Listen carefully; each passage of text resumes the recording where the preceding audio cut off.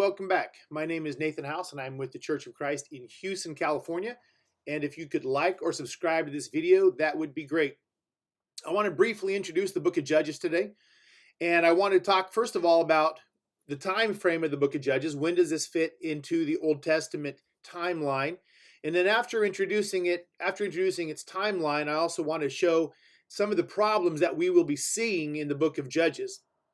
So first of all, let's talk about this timeline. Notice beginning in Judges chapter 1, verse 1, it says, after the death of Joshua, the people of Israel, so just notice that statement, after the death of Joshua. So we know that this book is written following this event, the death of Joshua. Joshua being the one who led them across the Jordan River, led them into the Canaanite land, led them into the land of promise, led them against Jericho. Joshua being the gentleman who was Moses' servant. And you can go back and watch the video I did on Joshua in the past.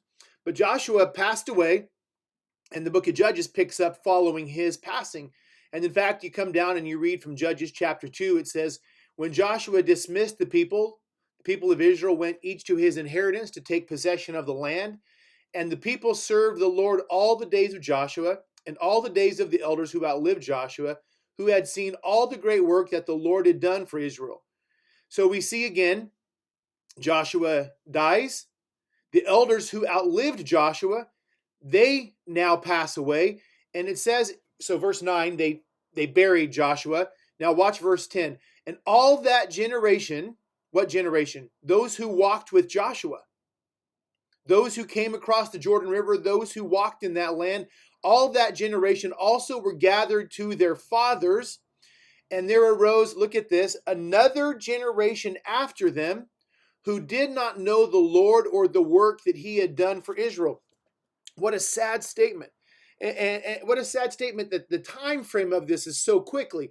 The generation that walked with Joshua, they were faithful. The book of Joshua is a book of the faithfulness of Israel, the conquering that they did as they were directed by God. Literally, the very next book is the opposite. The book of Joshua talks about the faithfulness of the people of Israel.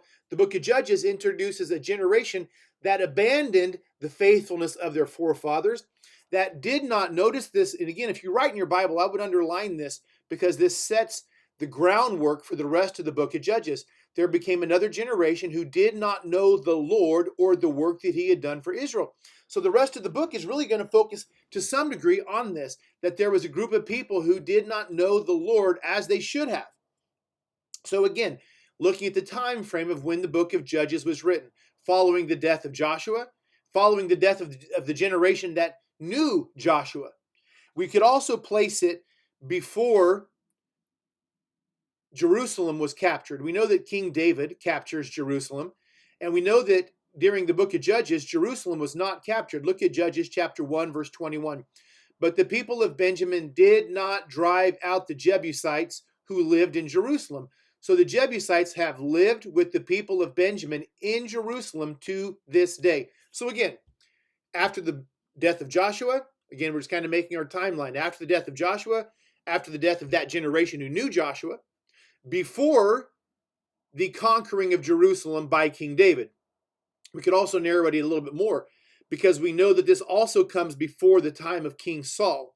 So the book of Judges is going to be after the death of Joshua and before the time of King Saul. Well, how do we know this? Just real quickly, look at a couple of verses that highlight this. Look at chapter 17, verse 6. In those days, there was no king in Israel. So notice that very significant statement. And again, if you write in your Bible, underline that. And then underline the very next sentence. Because there was no king in Israel, look at what was happening. Everyone did what was right in his own eyes. This was a generation who did not know the Lord, chapter 2, verse 10, who did not know the works of the Lord, chapter 2, verse 10. As a result, everyone was doing what was right in their own eyes. Look at chapter 18, verse 1. In those days, there was no king in Israel. Underline that. Come to chapter 19, verse 1. In those days when there was no king in Israel. Underline that. Again, it's giving us a time frame. It's speaking something to the situation that was in Israel. Go to chapter 21 and look at verse 25. And again, here is another significant verse in the book of Judges. In those days, there was no king in Israel. Everyone did what was right in his own eyes. So again, underline this, cross-reference this with chapter 17, verse 6, and then also chapter 18, verse 1, 19, verse 1. But again, this becomes a key theme running through the book of Judges. There was no king. Everyone did what was right in their own eyes. So as you're looking at the book of Judges, we're seeing the problem, aren't we? There was a generation that arose that did not know the Lord. They did not know his works. There was a generation that came before King Saul, because there was no king in Israel. After the death of Joshua in that generation, this generation did not know the Lord. They did not know the works he had done. So this book of Judges is going to be focusing on these generations of people after Joshua's time, before King Saul's time. And again, we come back to chapter 2, where we were reading a moment ago, and let's look at a few other things from these opening chapters here. Notice this problem. Well, we already noticed a couple of problems. We already read verses 6 through 10. We'll talk about that more in a minute. But let's back up to verses 1 through 5. Now the angel of the Lord went from Gilgal to Bochum, and he said, I brought you up from Egypt. I brought you into the land that I swore to your fathers. I said, I will never break my covenant with you, and you shall make no covenant with the inhabitants of this land. You shall break down their altars. So here God gives instructions. This is what you're supposed to do when you come into the new land, when you come into the promised land, the land that, again, notice this promise theme running back in the book of Exodus, running the book of Joshua, running all the way to the book of Genesis, this idea of a theme, of a promise, this promise that was given way back to Abraham. I've brought you into this land that I swore. And I told you these things. You shall not make any covenant. You shall break down their altars. But watch what God says. But you have not obeyed my voice. So what is the problem that we're going to see occurring in the book of Judges? Well, we see a people who were disobedient to God. As a result, we're going to see this next time in our next lesson. We're going to see that what happens when we disobey God. So they did not obey the voice of God. And then he says, what is this you have done? Verse 3. So now I say, watch what God says to the people of Israel. I will not drive them out before you. Because you've disobeyed, because you didn't break down the altars, I'm not going to remove these people who were in the land. I'm not going to drive them out. They shall become thorns in your sides. Their gods shall be a snare to you. So God tells them, this is the problem. You're disobedient. So we again note that problem. They were disobedient. What other problem do we see? Well, we saw that there was no leader. There was a generation, it says, that arose that, again, they did not know the Lord or the works he had done. So they were leaderless. We see this again in chapter 17, verse 6, chapter 18, verse 1, chapter 19, verse 1, chapter 21, verse 25. They were leaderless. There was no king. Everybody was doing what they wanted. Why did this occur? Because they did not know the Lord. So they were a people that was lacking in leadership, number one. Again, just kind of talking about the problems.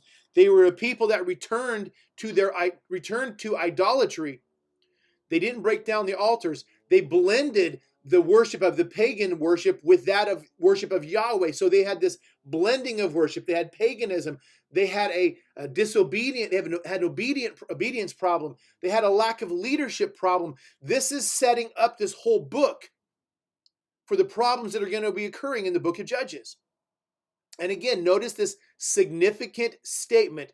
God was not going to drive out these people. So all through the book of Judges, there's the problem with the Philistines. There's a problem with the Midianites. There's problems all through this book of people who were in the land of Canaan. Why? Because Israel was disobedient. And I want to share a map real quick. And so here is a map that shows, it says up here, you can see the red limit of Israelite control. And so this was all supposed to be given to Israel. But there was problems here. They didn't drive them out. Why not? Well, there's actually more than just one reason, but the big reason is God quit driving them out. God quit helping them because they were not obedient. So we have, instead of all this being Israelite controlled, we have this area of green that remains in the book of Judges. And again, we have places like Jerusalem, which we read a moment ago in chapter 1. They didn't drive out the Jebusites. They were still there. We can come up here and look at this Jezreel Valley, And in chapter 1, let me see what verse that is. Chapter 1, it outlines again a couple of verses where they didn't drive them out of the land. So chapter 1, I'm going to read to you verse 27. Manasseh did not drive out the inhabitants of Beth Shean and its villages, or Tanakh and its villages, or the inhabitants of Dor and its villages, or the inhabitants of Ibleam and its villages, or the inhabitants of Megiddo or its villages, for the Canaanites persisted in dwelling in that land. Go read beginning in chapter 1. All these people, and I only read you a small portion of them, all these people that were not driven out. But what I just read you, right? The people of Tanakh weren't driven out. Beth Shan was not driven out. Megiddo. And so this Jezreel Valley here, these people were not driven out. They remained. And Beth Shan was a fortified city, a very significant city that kind of helped to protect this valley. Megiddo was a significant city. And Megiddo would sit on this trade route that went all the way from Tyre in the north, all the way down south to Egypt. So Megiddo was a militarily significant city. It sat along a trade route. It was a significant city because of the trade route, because it became a wealthy city. And so Megiddo, they didn't drive him out. Beth Shan didn't drive him out. Tanakh didn't drive him out. And so you can go and you can visit these cities today in Israel where these fortified remains, these tells, still are in existence. My wife and I got to go and visit some of these. I'm not going to bore you too much, but here is kind of an artist's rendition of Megiddo. Now, this was from a little bit of a later time, believed to be more around the time of Solomon, but there was a presence of Solomon at the time later on, after the book of Judges. Here again is a picture of that Tel Megiddo. And again, it was a fortified area. It had over here a large water cistern. It had over here Herod's palaces. It had double gates. It had all sorts of things that made this a fortified city, a location that was significant, a military city. And here's kind of just a model of the city. And again, you can see the water cistern. Potentially, these were horse chariot stables. Again, that's debated. This was Solomon's palace. But this fortified city of Megiddo, they didn't take it. They didn't take any of these cities located in this Jezreel Valley. And again, one of the problems was, the problem was their disobedience, their lack of leadership, their return to idolatry. But a significant statement that we already read, we already alluded to, God said, I will not drive out the inhabitants. So these people, these Canaanites, who were supposed to be removed from the land, were left. So next time we're going to talk about what results from these people being left in the land. What results? What do we see in the book of Judges? What results when you have a people who don't know the Lord? What results when God doesn't drive out the inhabitants of the land? So next time we'll talk more about that. So please join with me next time and let us be reminded from this story of the need to be faithful to the commandments of God, of the need to be faithful to what He calls us to do the tasks, to do the hard things. It's one thing to come in and take over these areas, but sometimes the people of Israel complained and said it was too hard. Sometimes they looked at their enemy rather than God. So there was a lot of problems, but the big problem was their lack of obedience in the Lord. So thank you, and join me next time, and you guys have a blessed day.